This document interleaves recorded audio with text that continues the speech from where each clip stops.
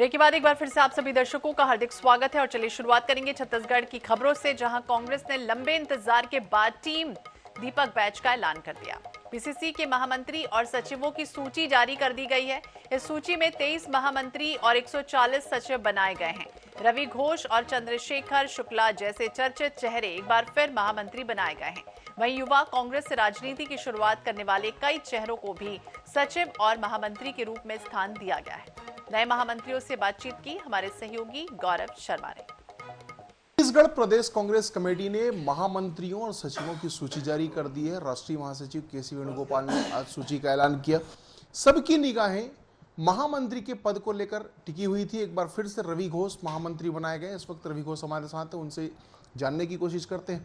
महामंत्री पद को लेकर सबकी निगाहें टिकी हुई थी, फिर से एक बार आपको जिम्मेदारी दी गई, क्या कहेंगे? अब जो हाईकमान का आदेश है उसका पालन करना है। कैसे काम करेंगे? अब मैं तो 34 साल से लगातार काम कर रहा हूँ। 30 साल से चुनाव 30 साल चुनाव जीता हूँ। 34 साल से लगातार कांग्रेस में हूँ। जो भी हाईकमान हमको जवाबदारी देगा वो प्रयास करूँगा कि ठीक ठाक सबको लेके, सबको सम्मान देके, आपसी भाईचारा से संगठन को आगे बढ़ो। जो सूची जारी की गई है वो काफ़ी जंबो सूची है। 130 140 सचिव बना दिए गए हैं, बहुत सारे महामंत्री बनाए गए हैं। इससे चुनाव के समय कितना पार्टी को लाभ मिल पाएगा? देखो, ये कांग्रेस का जो हमारा पार्टी है, बड़ा पार्टी है, तो लिस्ट भी बड़ा होगा और चुनाव नज़दीक है। सारे लोग अच्छे लोग बने हैं, सबको जवाबदारी दी जाएगी और सब अपनी भी भी अपना जवाबदारी से काम करेंगे। बहुत सारे जो सचिव बनाए गए हैं उनको क्या विधानसभाओं की जिम्मेदारी दी जाएगी? कैसे वो काम करेंगे? नहीं, वो विधानसभा, किसी को जो वरिष्ठ है उनको विधानसभा भी दे सकते हैं, किसी को ब्लॉक का दे सकते हैं। इसमें कोई छोटा बड़ा तो होता नहीं। अनुभवी होंगे तो उनको उस हिसाब से कैडर बांटा जाएगा। तो अनुभवी होंगे, उनको जिम्मेदारी दी जाएगी अनुभव के हिसाब से। एक और महामंत्री इस सूची में बने हैं, चंद्रशेखर शुक्ला भी प्रभारी महामंत्री के रूप में काम कर चुके थे और उनके महामंत्री बनने को लेकर भी सबकी निगाहें टिकी हुई थी। चंद्रशेखर जी, एक बार फिर से पार्टी ने आपको जिम्मेदारी दी, कैसे काम करेंगे? पार्टी का सर्वप्रथम तो आभार व्यक्त करूंगा माननीय भूपेश बघेल जी का, माननीय दीपक बैच जी का, आदरणीय शैलजा दीदी का और पार्टी के समस्त वरिष्ठ नेताओं का मैं सर्वप्रथम आपके चैनल के माध्यम से धन्यवाद देता हूँ कि उन्होंने मुझ पर पुनः भरोसा दिखाया। और निश्चित तौर पर पार्टी ने जो जवाबदारी दी है, बहुत बड़ी जवाबदारी है। पूरी निष्ठा के साथ, ईमानदारी के साथ, पूरी मेहनत के साथ करने का प्रयास रहेगा। आपकी तो दावेदारी चुनाव में टिकट को लेकर भी है और आपका नाम अब कार्यकारिणी में भी आया है, महामंत्री बनाए गए हैं। इसे किस रूप में देखें, टिकट या पद? नहीं, ये दोनों एक अलग अलग पृथक चीज़ है। मैं दावेदार तो हूँ ही धरसींवा से, लेकिन पार्टी जो निर्णय करेगी वो मुझे स्वीकार्य होगा। अच्छा, महामंत्री पद को लेकर जैसा कि मैंने कहा कि बहुत सारे लोगों की निगाहें टिकी हुई थी, बीच में विवाद की स्थिति भी बनी। अब जो प्रभारी महामंत्री होगा उसे किस तरह से देखें? क्या इसमें कोई टकराव की स्थिति बनेगी या सामान्य कामकाज चलेगा? पहले भी कोई टकराव नहीं था और भविष्य में भी कोई टकराव नहीं होगा। पार्टी के नेता जिसको श्रेष्ठ समझेंगे बनाएंगे और वर्तमान में जो भी प्रभारी महामंत्री श्रेष्ठ काम कर रहे हैं, तालमेल बहुत अच्छा है, अनुभव उनका पर्याप्त है और मुझे नहीं लगता कि आगे भी भविष्य में इस प्रकार की कोई तकलीफें आएंगी। अच्छा, जम्बो कार्यकारिणी का कितना लाभ मिलेगा? निश्चित तौर पर बड़ा परिवार है, 19 लाख सदस्य हैं और सामने चूंकि चुनाव है तो यदि फौज और आमद मजबूत रहेगी तो उसका लाभ तो मिलेगा। हर व्यक्ति तक, हर कार्यकर्ता तक पहुंचने में जो प्रयास है, उस प्रयास में हम सफल होंगे। तो बड़ा परिवार है और बड़े परिवार के सभी सदस्यों को साथ लाने के लिए जम्बो कार्यकारिणी भी, जम्बो टीम भी बनाई गई है और अब इसका लाभ कितना मिल पाता है पार्टी को, ये जरूर देखना दिलचस्प होगा। कैमरामैन इकराम कुरैशी के साथ गौरव शर्मा, NS24/7 रायपुर। इधर जांजगीर चांपा जिले की 3 विधानसभा सीटों पर कांग्रेस पार्टी की ओर से 146 लोगों ने दावेदारी पेश की है। बता दें कि पामगढ़ विधानसभा से 53, अकलतरा से 52, चांपा से 41 दावेदारों ने टिकट के लिए आवेदन दिया। जिले के प्रभारी मंत्री जयसिंह अग्रवाल ने दावेदारों और प्रमुख कार्यकर्ताओं के साथ बैठक की और मीडिया से चर्चा करते हुए मंत्री ने बताया है कि इस बार विधानसभा चुनाव को लेकर कांग्रेसियों में काफी उत्साह है और यही वजह है कि कार्यकर्ता बढ़ चढ़कर अपनी दावेदारी पेश कर रहे हैं।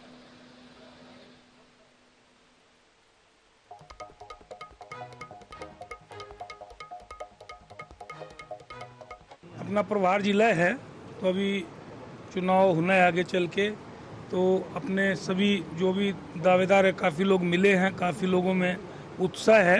यहाँ जांजगीर जिले में तीनों ही विधानसभा सीट अभी कांग्रेस के पास नहीं है, लेकिन मुझे ऐसा लगता है कि इस बार काफ़ी अच्छे रिजल्ट आएंगे।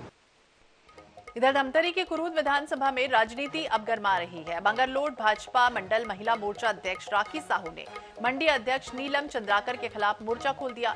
राखी साहू ने नीलम चंद्राकर पर उनके परिवार को बार बार अपमानित करने का आरोप लगाया है। वहीं नीलम चंद्राकर ने लगाए जा रहे आरोपों को बेबुनियाद करार दिया।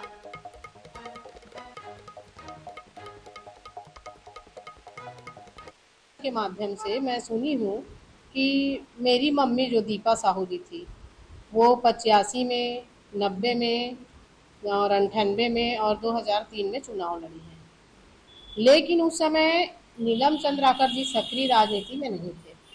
वो 98 से सक्रिय राजनीति में आए हैं। उनका बार बार ये बोलना कि दीपा साहू जी निष्क्रिय रहती थी, दीपा साहू जी यहाँ पे आती नहीं थी, है ना, और परोसा हुआ कैंडिडेट है, ऐसा उन्होंने कहा। रही सवाल उनको अगर कोई ठेस पहुंची है तो मैं आपको बता देना चाहता हूं कि उनके परिवार से हमारा पारिवारिक संबंध है। दीपा साहू जी से हमारा एकदम पारिवारिक संबंध है। आज भले वो नहीं है, लेकिन उनसे हमारा बहुत घनिष्ठ मित्र पारिवारिक रूप से उनका संबंध रहा, घर में उनका आना जाना रहा। ऐसा कोई ठेस पहुंचने वाली बात कहीं पर बोला नहीं गया है। जितने भी वीडियो ऑडियो है उसमें देख सकते हैं।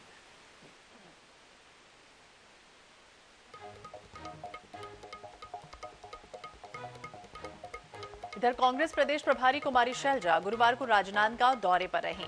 पत्रकारों से चर्चा करते हुए उन्होंने कहा कि छत्तीसगढ़ में फिर एक बार कांग्रेस की सरकार ही बनेगी। सभी मिलकर काम कर रहे हैं। प्रदेश सरकार ने लोगों के हित में काम किया। प्रदेश में भारी बहुमत से सरकार बनेगी। अरविंद नेताम द्वारा सर्व आदिवासी समाज पार्टी बनाए जाने की बात को लेकर कुमारी शैलजा ने ये कहा कि बस्तर क्षेत्र में जो आदिवासी भाई बहन हैं वो कांग्रेस का साथ देंगे और कांग्रेस को वोट करेंगे, जिससे हमारी जीत निश्चित होगी। अपने एक दिवसीय प्रवास पर राजनांदगांव पहुंची कुमारी शैलजा ने कांग्रेस विधायकों और कार्यकर्ताओं से सर्किट हाउस में मुलाकात भी की। परिवहन मंत्री मोहम्मद अकबर, कांग्रेस प्रदेश सह प्रभारी चंदन यादव सहित विभिन्न विधायक और पदाधिकारी इस दौरान मौजूद रहे।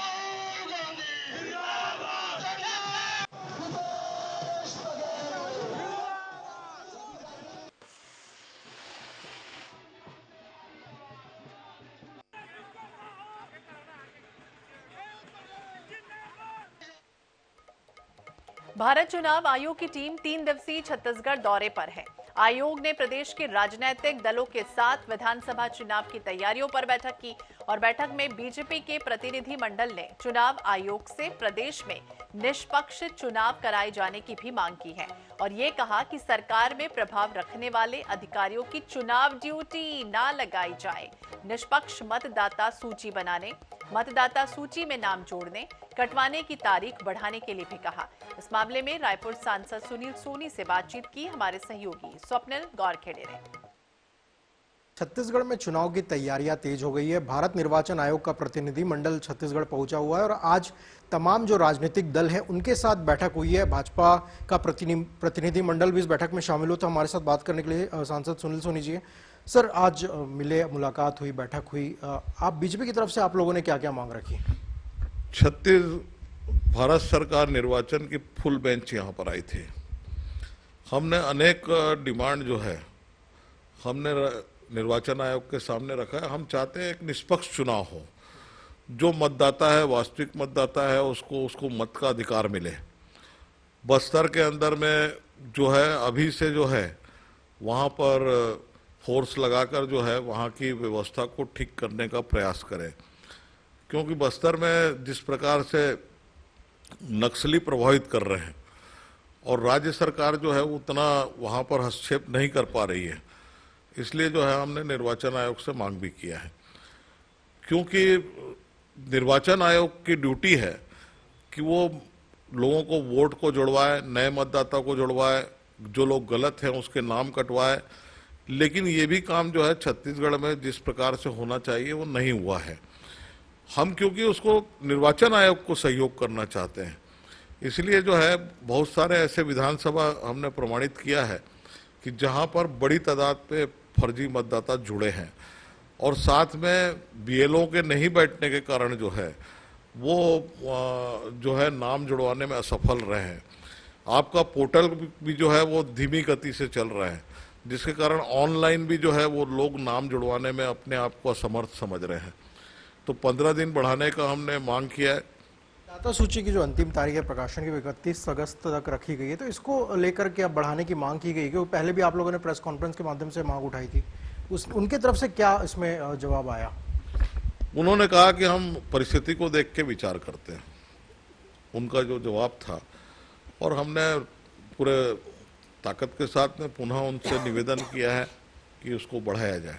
बिल्कुल, हमारे साथ सांसद सुनील सोनी जो आज प्रतिनिधिमंडल में भाजपा के प्रतिनिधिमंडल में शामिल थे और उन्होंने जो है निष्पक्ष चुनाव कराने की मांग रखी। साथ ही जो मतदाता सूची जो 31 अगस्त तक तैयार होना है उसकी तारीख बढ़ाए जाने की भी मांग की है। भाजपा ने पहले ही प्रेस कॉन्फ्रेंस लेकर ये आरोप लगाए थे कि नाम जुड़वाने और कटवाने का जो काम है वो नहीं हो पा रहा है, ऐसे में तारीख बढ़ाए जानी चाहिए। अब देखना होगा इसमें भारत निर्वाचन आयोग क्या फैसला लेता है। कैमरामैन मलकीत के साथ स्वप्निल गोरखेड़े, आनएस न्यूज, रायपुर। इधर रायपुर में गुरुवार को बीजेपी किसान मोर्चा का प्रदेश स्तरीय सम्मेलन हुआ। सम्मेलन में मोर्चा के राष्ट्रीय अध्यक्ष राजकुमार चाहर शामिल रहे। सम्मेलन के बाद चाहर ने कहा कि किसान मोर्चा के कार्यकर्ताओं ने संकल्प लिया है कि सरकार बनाने के लिए दिन रात मेहनत करेंगे। राजकुमार चाहर से बातचीत की हमारे सहयोगी स्वप्निल गौरखेड़े ने। हमारे साथ हैं भाजपा किसान मोर्चा के राष्ट्रीय अध्यक्ष राजकुमार चाहर जी। सर, छत्तीसगढ़ में किसान एक बड़ा फैक्टर है, सरकार बनाने बिगाड़ने में किसानों की महत्वपूर्ण भूमिका होती है। चुनाव नजदीक आ रहा है, क्या स्ट्रैटेजी रहेगी आप लोग की? देखिए, आज तो भारतीय जनता पार्टी किसान मोर्चा के हमारे पूरे छत्तीसगढ़ के हर जिले से कार्यकर्ता आज आए हैं। हमारा जो संगठनात्मक स्ट्रक्चर है किसान मोर्चा का, मंडल स्तर से लेके प्रदेश स्तर के सभी कार्यकर्ता हैं आज, और उनके साथ बैठकर चुनाव में जाने का एक संकल्प, भारतीय जनता पार्टी चुनाव जीते और उसमें किसान मोर्चा के कार्यकर्ता दिन और रात जुटे हैं, एक संकल्प के साथ आज वापस लौट के जाएंगे। तो 18 के चुनाव में कांग्रेस ने किसानों का कर्ज माफी किया, समर्थन मूल्य 2500 रुपए दिया। चुनाव अब नजदीक आ रहा है, क्या आपके घोषणा पत्र में क्या रहेगा किसानों के लिए खास? देखिए, घोषणा पत्र के लिए हमारे पार्टी के कार्यकर्ता गांव-गांव, घर-घर जाकर सभी का सलाह कर रहे हैं, मशवरा कर रहे हैं, जनता के हित में क्या हो सकता है। किसानों के साथ साथ जो भी समाज के वर्ग हैं, सभी के लिए सबका साथ, सबका विकास, सबका विश्वास और सबके प्रयास से भारतीय जनता पार्टी की सरकार बने, इसके लिए हम सब लोग काम कर रहे हैं। कांग्रेस जो है 2800 रुपए समर्थन मूल्य देने जा रही, तो आप लोग क्या दे सकते हैं? 3000 रुपए कुछ हो सकता है क्या? क्या स्ट्रैटेजी चल रही है? अभी समय आने दीजिए, आने वाले समय में देखिए, हम सबको साथ लेके चलते हैं। किसान हमारी प्राथमिकता है। पूरे देश भर में किसानों के लिए देश की आज़ादी के बाद जो देश के प्रधानमंत्री आदरणीय मोदी जी ने किया है, आज तक किसी ने नहीं किया। छत्तीसगढ़ के लिए भी और अच्छे से अच्छा जो किसानों के लिए किया जा सकता होगा वो करेंगे। बिल्कुल, हमारे साथ भाजपा किसान मोर्चा के राष्ट्रीय अध्यक्ष राजकुमार चाहर जी, जिनका साफ तौर पर कहना है कि चुनाव नजदीक आ रहा है, तो जो मैनिफेस्टो है उसमें किसानों को जो है बड़ी सौगात दी जा सकती है। खासतौर पर समर्थन मूल्य की बात करें तो उसको लेकर जो है कहीं ना कहीं अभी जो है चर्चा की जा रही, किसानों से बात की जा रही है। कैमरामैन मलकीत के साथ स्वप्निल गोरखेड़े, आनएस न्यूज, रायपुर। इधर पीसीसी अध्यक्ष बनने के बाद सांसद दीपक बैज पहली बार गुरुवार को जगदलपुर राजीव भवन में पत्रकारों से रूबरू हुए। इस दौरान उन्होंने कहा कि कांग्रेस की सरकार आदिवासी हितैषी सरकार है और यही कारण है कि मुख्यमंत्री भूपेश बघेल ने बस्तर के विकास के लिए कई योजनाएं शुरू की। उन्होंने यहां तक कह दिया कि भूपेश बघेल ने तो पिछले जन्म में जरूर आदिवासी के घर पर जन्म लिया था, जो इस जन्म में आदिवासियों के हित में कई काम किए जा रहे हैं। बस्तर में धर्मांतरण के आरोपों पर बैज ने ये कहा कि भाजपा धर्म को लेकर लगातार राजनीति करती है। पार्टी बस्तर में आदिवासी से आदिवासी लड़ा के, धर्म से धर्म को लड़ाकर हिंसा के रास्ते पे सत्ता हासिल करना चाहती है, धर्मांतरण के रास्ते सत्ता हासिल करना चाहती है। ये उनका मंसूबा पूरा नहीं होगा। बस्तर शांति का टापू है। कवर्धा जिले को अब हिंदू जिला बनाने की मांग शुरू हो गई। दरअसल हुआ ये कि युवा मित्र मंडल के कवर्धा जिले में मुहिम चल रही है, जिसमें जिले को हिंदू जिला बनाने की मांग की जा रही है। अब इस मांग को लेकर एक ही गांव के सैकड़ों ग्रामीण भगवा सत्याग्रह करते हुए लोहारा तहसील पहुंचे, जहां उन्होंने मुख्यमंत्री के नाम प्रशासन को ज्ञापन सौंपा और इस सत्याग्रह को सफल बनाने गाँव वालों ने एक दिन पहले उपवास भी किया था।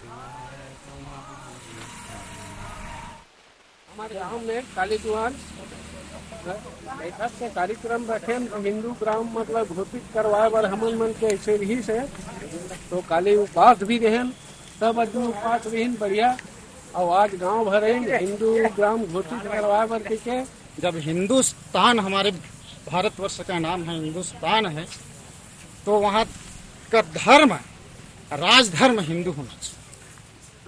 धर्म निरपेक्ष राज्य नहीं होना चाहिए, यहाँ का राजधर्म विशेष करके हिंदू होना चाहिए। बस यही मांग को ले करके हम आदरणीय सभी मंत्री महोदय से मांग करते हैं। छत्तीसगढ़ में किसान और धान खरीदी ऐसे मुद्दे हैं जो राज्य की राजनीति का सबसे ज्यादा प्रभाव स्थान रखते हैं। माना ही जा रहा है कि जिस पार्टी को किसानों का समर्थन मिल गया उसकी सरकार बनना तय है। मुख्यमंत्री भूपेश बघेल भी कई बार अपनी सरकार को किसानों का आशीर्वाद मिलने की बात कहते रहे हैं और यही वजह है कि राज्य में धान खरीदी का मुद्दा गरमाते रहता है। और इसी क्रम में खाद्य मंत्री अमरजीत भगत ने धान खरीदी को लेकर भाजपा को खुली चुनौती दी है। ये कहा कि छत्तीसगढ़ के बराबर कोई राज्य किसानों की उपज की कीमत नहीं दे रहा। भाजपा शासित राज्यों में इतनी कीमत देकर तो दिखाएं, तब भाजपा का किसानों के प्रति प्रेम पता चलेगा। उन्होंने ये भी कहा कि भाजपा सिर्फ मूर्ख बनाने का काम करती है, किसान अब उनके झांसे में नहीं आने वाले। बता दें कि भाजपा कहती रही है कि धान खरीदी के लिए 75% राशि केंद्र के चावल खरीदी में समायोजित हो जाती है। ये किसानों के हित में केंद्र सरकार की बड़ी भूमिका का प्रमाण है।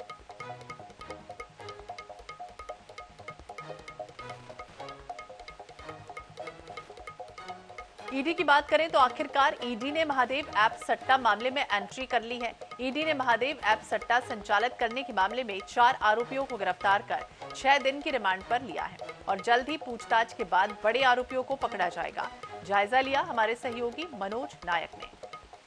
महादेव ऐप सट्टा मामले में आखिरकार ईडी की एंट्री हो गई। ईडी ने इस मामले में 4 आरोपियों को कल गिरफ्तार कर विशेष कोर्ट में पेश किया था और इसके बाद जो है चारों आरोपियों को ईडी ने रिमांड पर लिया। 6 दिन के उन्हें रिमांड पर लिया गया। इसके अलावा जो है और भी ताबड़तोड़ कार्रवाई ईडी कर रही है। आपको बता दें कि इस मामले को लेकर लगातार जो है छत्तीसगढ़ में सुर्खियां बनी हुई थी। महादेव ऐप को लेकर एक राजनेता ने भी 6 महीने पहले शिकायत ईडी दफ्तर में आकर की थी और ईडी को तमाम दस्तावेज मुहैया कराए थे और ईडी लगातार जो है महादेव ऐप पर भी निगरानी कर रही थी। और जब पुख्ता सबूत मिल गए तो इसके बाद जो है पुलिस के एक अधिकारियों के अलावा 2 कारोबारी जो कि कारोबार की आड़ में महादेव ऐप से जोड़कर सट्टेबाजी कर रहे थे उन्हें भी गिरफ्तार किया गया। इसके अलावा एक अन्य आरोपी को गिरफ्तार किया गया, उनसे भी पूछताछ की जा रही है। आने वाले दिनों में बताया जा रहा है कि और भी बड़े मगरमच्छ इस मामले में ईडी की गिरफ्त में आ सकते हैं।